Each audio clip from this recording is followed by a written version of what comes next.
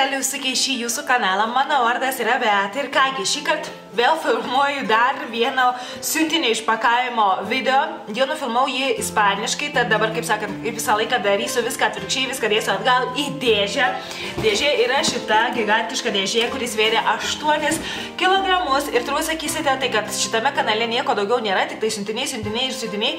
Tiesiog šie metai yra tokie labai keisti, kad gaunu siuntinius tai iš vieno, tai iš kito žmogaus dėl vienos ar kitos priežasties. Tai tikiuosi, kad nepyksite, tikiuosi, kad jums labai netrukdo, taip sakant, šitą tematiką ir ateityje tikrai taip daug siuntinių nebus, nežinau, ateinančiais mėnesiais, bet aš turiu minėti ateityje kitais metais ar panašiai, bus gal vienas kitas siuntinukas.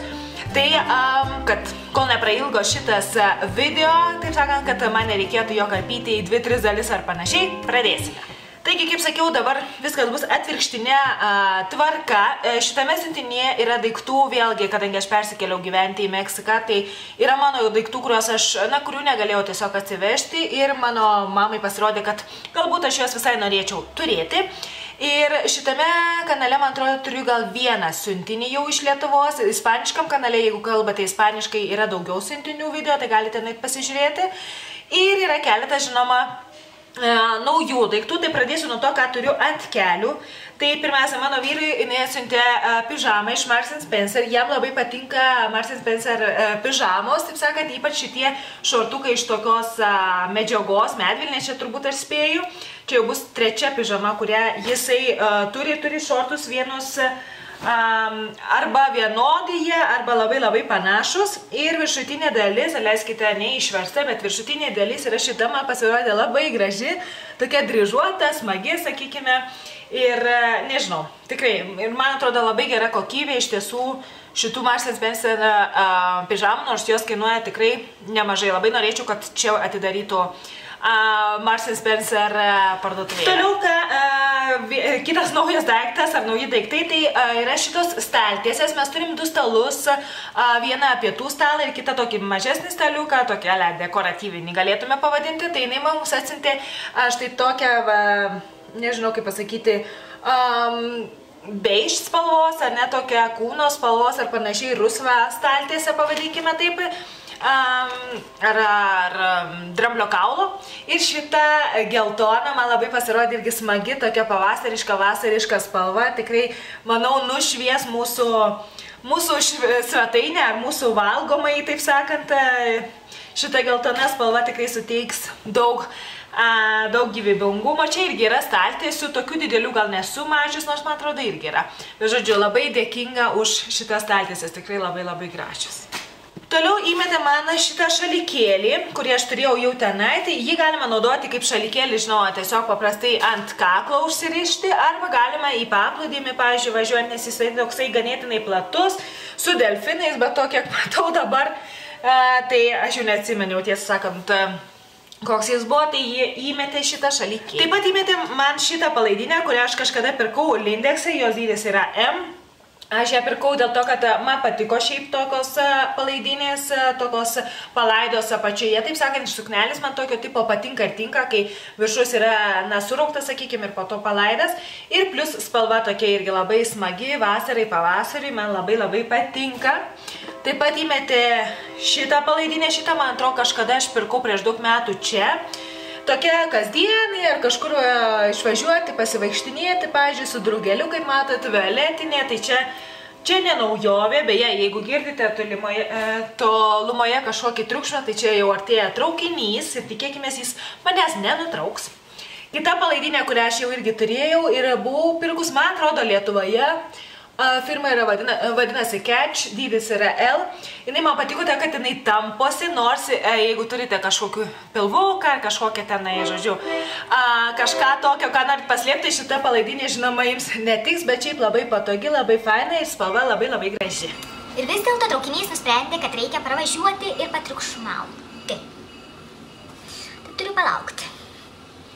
Atsivalysime akis tuo tarpu. Dar viena mano turėta palaidinė yra šita, man atrodo, ar kažkas man ją padovanojo, ir aš pirkau, man atrodo, kad kažkas man ją padovanojo, tai irgi, jinai medvilninė tokia, irgi kasdienai, namie vaikščiot, pavyzdžiui, labai tinkama. Šitą buvau pirkusi prieš daug metų, pirmą kartą atvažiavusi į Meksiką, nusipirkau. Man labai patiko šitą palaidinę, irgi tokia, jinai šitą labiau puošnesnė, tokia irgi mano stiliaus mėgstamų, taip sakant. Tai su sijonu arba netgi su kelnėm kokiom, ne su džinsai, žinoma, su kelnėm, į kokį teatrą, gimtadienį galima nueiti ir panašiai. Man labai patinka šitą palaidinę, labai graži, kai šilta, kai karšta, taip sakant, labai tinkama. Toliau įdėjo man šitas kelnes, šitos tai yra naujos iš H&M. Čia irgi yra H&M parduotuvė, bet aš nesu mačiusi šitoj. Čia ne vienoj parduotuvėje, pavasarį, vasarį nemačiau tokių kelnių. Jos kainavo 15 eurų. Štai tokios labai, kaip tarsi būtų tos tamprės, bet ne tamprės, taip sakant, tokios, man atrodo, jos yra labai patogios, šitų dar nesimatavau, esu užsimovusi kitas iš Marks & Spencer, man atrodo, šitos, nesu tikra. Tai va, tai šitą tikrai labai dėkinga už šitas kelnes, jos ilgos, taip sakant, tikrai labai, labai patogu ar namie, ar į gatvę, jeigu kažkas mėgsta, tikrai labai patogu.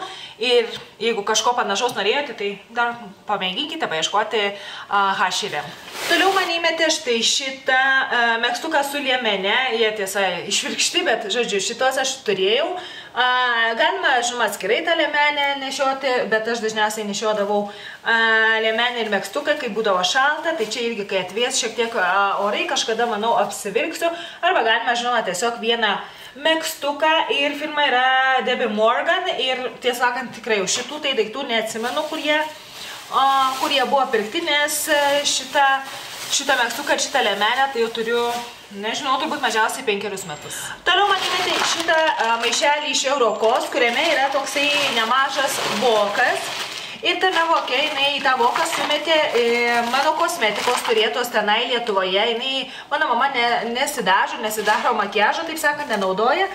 Tai aš dar neapžiūrėjau labai gerai, tik tai pamačiau, kad šitas highlighting powder subirėjo, taip sakant, iš Manhattan. Pasižiūrėsiu, gal su alkoholiu išeis sulipdyti, bet žodžiu įmetė, tokių daiktų, kaip, pavyzdžiui, šitas Camouflage Cream, kas jau mane žiūri iš anksčiau, žinot, kad man patinka, ir keletą kitų daiktų mano turėtų Lietuvoje, tai jos sumetė į šitą voką ir į maišelį, bet tai man reikia juos apsižiūrėti, pasižiūrėti, ar dar kas nors gal subirėjo netyčia ar panašiai. Taip pat man įmetė kai ką, ko seniai norėjau, bet tiesiog į kitus siuntinius jai netilpo, tai yra trilogija Grėjaus, kaip tai lietuviškai vadinasi, žodžiu, tą 50 pilkų atspalvių, man atrodo, lietuviškai vadinasi.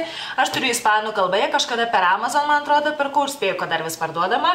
Tai ispaniškai vadinasi 50 sombras, čia kaip 50 Shades būtų tiesiog.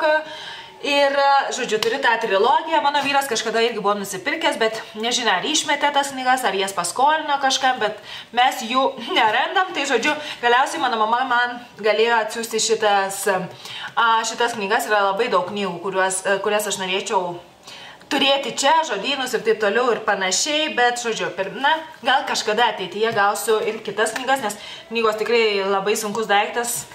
Šitas turbūt sveria 2 kilogramus, aš taip spėjau, žodžiu, turėsiu jau savo kolekciją atgavusi savo knygas. Šis tas naujo, tai yra basutės, vėl man atsiuntė basutės ankstesnėme video, kurį tikrai, man atrodo, esu įkėlusi šitame kanale, irgi man atsiuntė vienas basutės.